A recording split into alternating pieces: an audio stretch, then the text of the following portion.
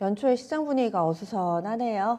그러면 키워드로 분석해 보겠습니다. 유한타증권의 박진희 부장입니다. 안녕하세요. 네, 안녕하세요. 네, 금요일 날 좀 기대를 해봤는데 월요일 그 기대가 차로를 가지 않는 모습입니다. 오늘 장 많이 밀립니다. 어떻게 보고 계신가요? 네, 시장 상당히 좀 힘든 모습이네요. 미국 시장의 흐름도 그대로 좀 영향을 받았고요.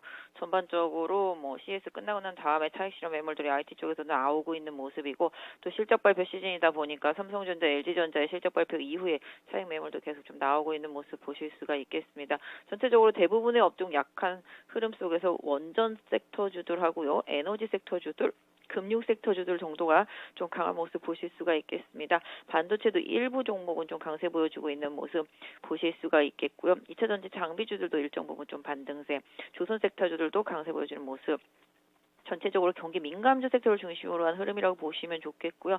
게임이라든지 메타버스라든지 성장 섹터주들은 하락폭이 상당히 큰 모습 보실 수가 있겠습니다. 특히 오늘 LG생활건강의 급락과 함께 나머지 화장품 섹터주들도 다 급락하는 모습이고요. 그로 인해서 또 면세점까지도 다 급락하는 모습 이어지면서 전반적인 소비주들도 좀 약세 흐름 보여주고 있는 모습 보실 수가 있겠습니다. 전체적으로 시장이 좀 매물이 좀 많이 나오면서 실적에 대한 우려감 이런 부분들이 강하게 주가를 좀 압박하는 모습이 오늘 시장의 좀 가장 큰 특징이라고 볼 수 있을 것 같습니다. 네, 그러면 첫 번째 키워드부터 알아보겠습니다.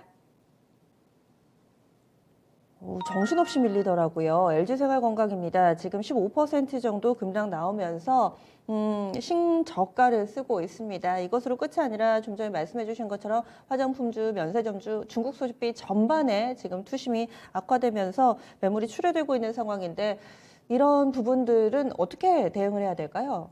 네, 지금 당사에서 나또 레포트가 나왔고 타사에서도 좀 레포트가 나왔는데요. 특히 이제 LG생활건강이 면세점에서 마진과 매출이 부진하다. 그래가지고서 이번 4분기 실적 안 좋을 것이다라는 좀 얘기가 나왔습니다. 그러다 보니 같은 섹터 쪽에는 아모레퍼시픽도 급락을 하고 있는 모습이고요. 코스맥스를 비롯해서 다른 화장품주들도 상당히 좀 약한 흐름 보실 수가 있겠습니다. 특히 이제 면세점 쪽에서 부진하다라는 얘기와 함께 면세점의 주요 품목들이 화장품이지 않습니까? 그러다 보니까 화장품 중심으로 해서 면세점 좀 약하다 하니까 지금 신세계하고 호텔신라도 같이 급락하고 있는 모습 보실 수가 있겠습니다. 이 부분에서 알 수 있듯이 일단 4분기 실적 발표 리스크가 좀 지나가기 전까지는 4분기 실적이 안 좋은 종목들에 대한 리스크 관리가 상당히 좀 필요할 것 같습니다. 특히 화장품 섹터 주들은 이미 지난 10몇 년간의 장기 레이스가 끝난 상태라서 사실은 조금 기대하기는 많이 어렵습니다. 그나마 조금 기대할 수 있는 게 이제 중국 쪽에서 좀 성장을 하고 있는 코스맥스였었는데 코스맥스마저도 상당히 좀 많이 꺾여 있는 모습이라서 화장품 섹터 전반에 대해서는 좀 시장에서의 관심이 많이 떨어져 있다라는 점을 좀 염두에 두시면서 화장품 섹터를 좀 보실 필요가 있겠습니다. 최근에 그나마 조금 약간 몸집을 좀 줄이면서 긍정적인 모습을 시도하고 보여왔었던 아모레퍼시픽 같은 경우도 좀 많이 하락을 한 상태인데요.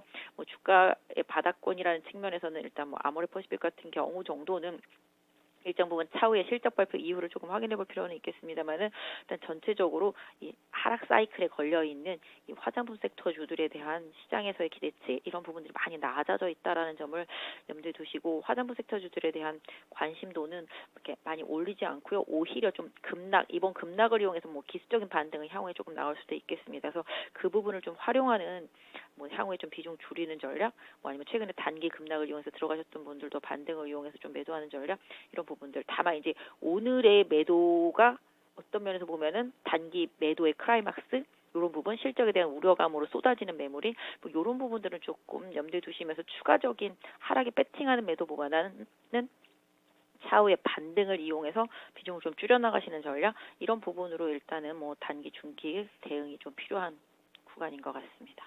네, 갑작스럽게 너무 많이 밀려가지고 당황하고 계셨던 분들 이런 방법을 활용해 보시면 좋겠네요. 다음 두 번째 포인트 넘어가겠습니다. 성장주 대표적으로 연말 이 지난해 하반기 뜨거웠던 게임과 메타버스 그리고 플랫폼주들, 2차전지 소재주들 이쪽으로 약세 움직임이 뚜렷합니다. 뉴스는 계속해서 좋은 뉴스 SK그룹 쪽에서도 메타버스 쪽으로 투자를 하겠다 이런저런 호재성 뉴스 많이 나오는데 백약이 무효한 센티니인 것 같습니다. 이쪽은 계속해서 이렇게 밀릴까요?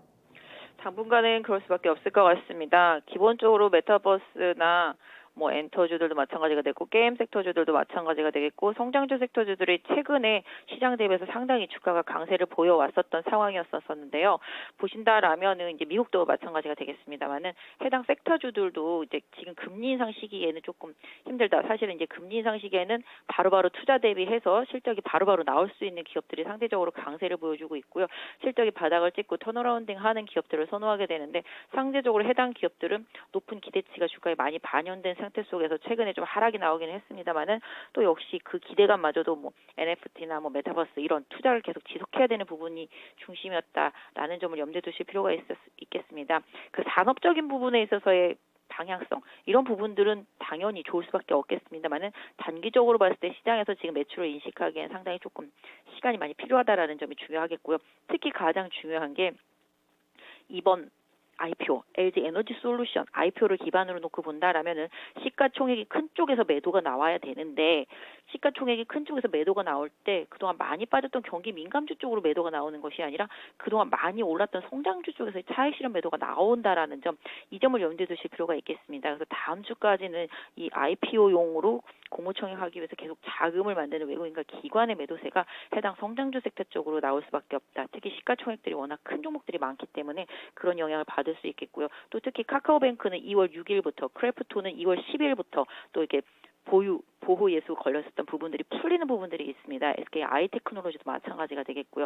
그래서 이런 부분들의 수급 부담, 대형주들의 보유수가 풀리는 수급 부담, 이것까지 감안해 본다라면은 성장주 섹터 전반이 움츠러들 수밖에 없는 상황이라는 점, 이런 수급적인 부분들을 충분히 좀 고려하셔야 될 것 같습니다. 다만 뭐 낙폭이 커지게 되고 어느 정도 바닥을 잡게 되면 역시 기술적 반등은 나올 수 있겠습니다만은 지금 보신다라면 하이브라든지 위메이드라든지 위메이드는 지금 플러스로 전환돼 있는 모습인데요. 추세가 일단 단기 추세는 좀 꺾여 있기 때문에 추세를 복귀하는 데는 조금 시간과 노력이 조금 더 필요하지 않겠나 싶습니다.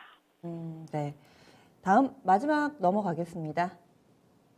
시장이 이제 조금씩 무게중심을 옮겨가면서 그동안에 강했던 성장주들이 이렇게 좀 쉬어가는 반면에 다시 조명받는 쪽이 있습니다. 금융 관련된 종목이 여기에 해당하고요. 오늘 테마 가운데서는 원전테마 상당히 좀 강한 움직임을 보여주고 있습니다. 에너지 쪽으로는 천연가스 관련된 종목군들 상당히 강하더라고요. 정유 쪽으로는 증권사 레포트가 다소 좀 목표가 하향이나 보수적으로 나왔는데 오늘 많이 밀리지는 않습니다. 에너지 쪽까지 시장 대비 강한 흐름 나타내는 섹터에 대해서도 점검을 해주시죠.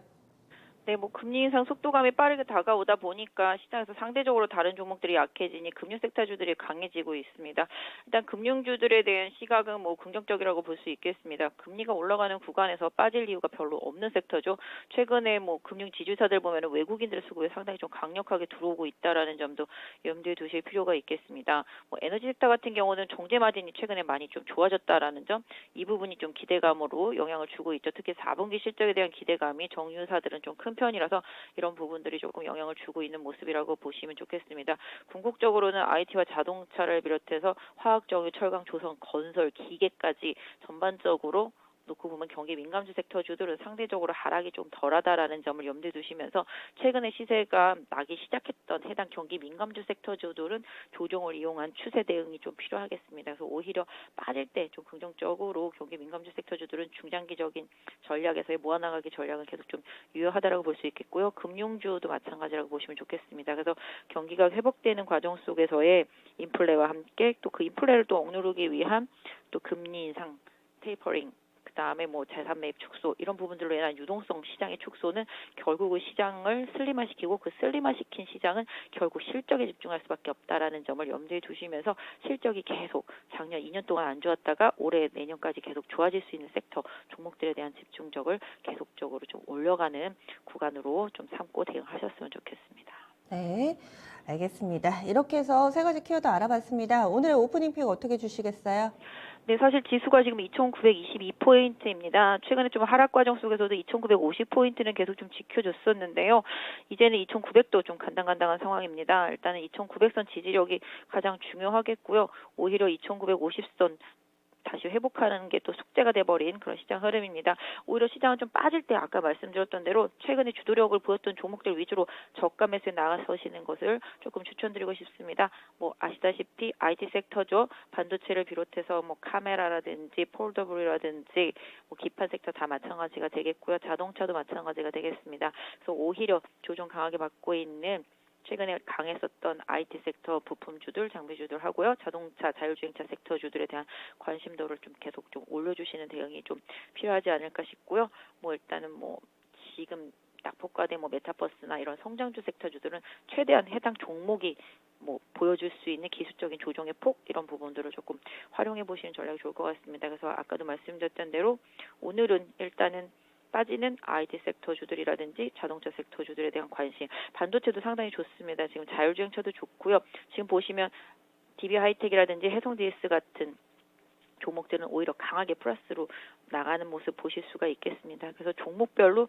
실적에 대한 기대치가 있는 종목들 위주로 조금 선별한 투자가 필요하겠고요. 오히려 뭐 실적 발표를 이미 한 삼성전자나 LG전자도 가격적인 메리트 좀 보실 수 있지 않을까 싶습니다. 그래서 전반적으로 오늘은 좀 낙폭을 좀 활용하는 최근에 조금 주도적인 역할을 보여왔었던 경기 민감주 섹터 쪽에서의 관심도를 좀 올려주시고요. 나머지 성장주 섹터주들은 급락에 따른 단기 트레이딩 대응 전략 이런 부분들을 참고하셔서 대응하실 필요가 있을 것 같습니다. 네, 오늘도 말씀 잘 들었습니다. 네, 감사합니다. 지금까지 지니스 오프닝 픽이었습니다.